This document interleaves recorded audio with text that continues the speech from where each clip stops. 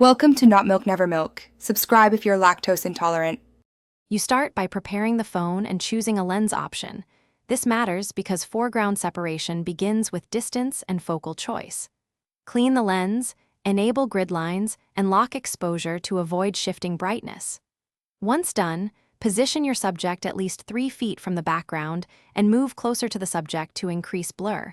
This creates stronger bokeh. Make sure to pick portrait or manual mode if available so you can control focus and background separation from the first frame. You now refine focus and exposure to sculpt the bokeh.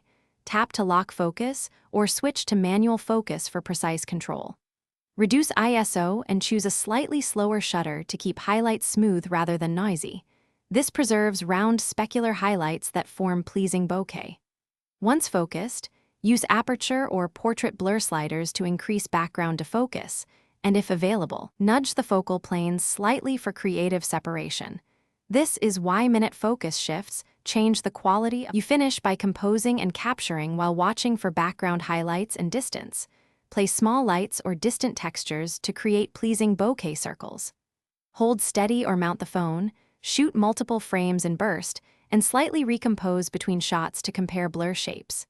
If results look soft or grainy, move the subject farther from the background, lower ISO, or switch to a longer focal option. This troubleshooting step fixes most issues and ensures crisp subject focus with rich, smooth bokeh. Thanks for watching. If this was helpful, leave a like and consider subscribing. See you next time.